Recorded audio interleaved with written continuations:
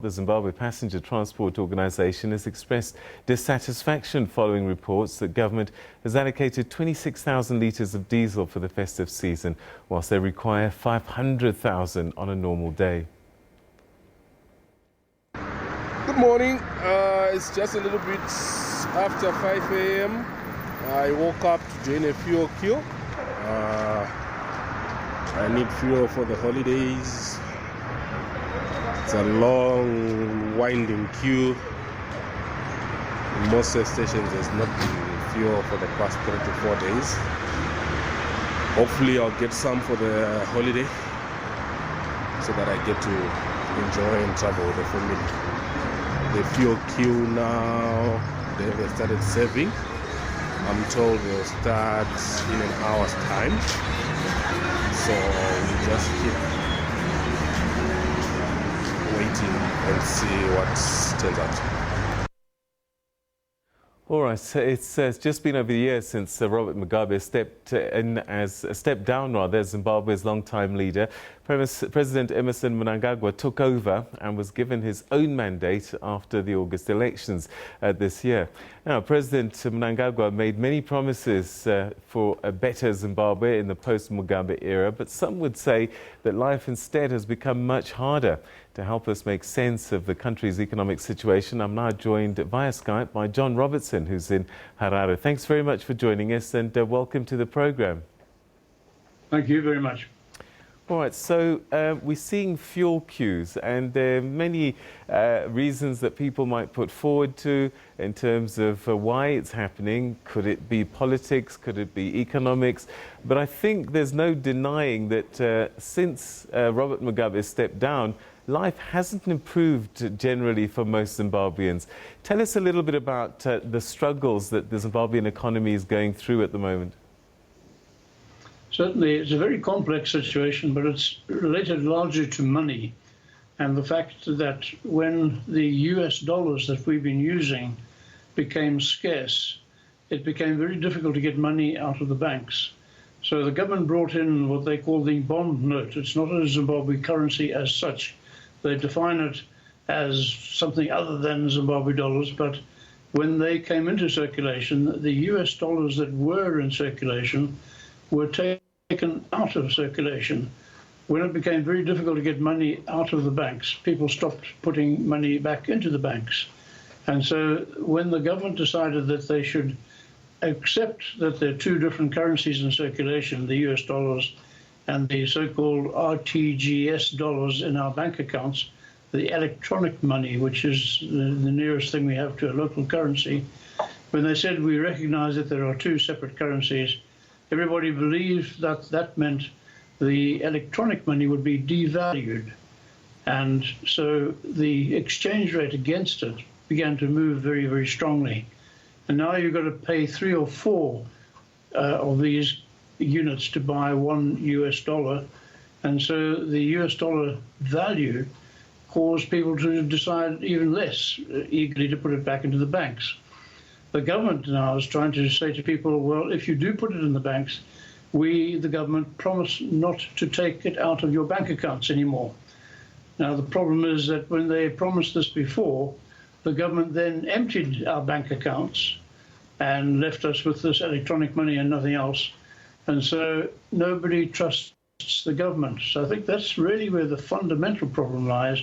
People do not trust the government to keep its word. And so there's a scarcity of money, and the money needed to pay for imported goods is now trading at a very much higher rate than was the case previously. All right, so the huge trust deficit exists there.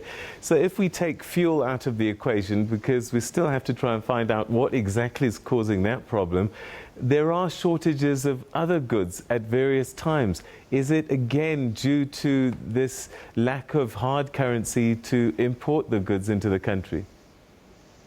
Yes, it is very much so, and it's affecting food particularly. And at the top of the list now is wheat to make bread, wheat to go to the milling companies to make the flour for the bakeries. Now, there's a bread shortage because of that, and you've got to be up early in the morning, as was the case with the man in the fuel queue, to buy what bread is available. Now, all of this relates to the fact that we are importing food that we used to produce for ourselves. And so all of these problems go back to our land reform policy, when the government took the land and gave it to new farmers, didn't sell it to them. The land now no longer has market value. So if you're on a piece of land, you can't borrow money from the banks to do any farming. So the people who are farming are doing so in a very small scale way that does not help to feed the whole country.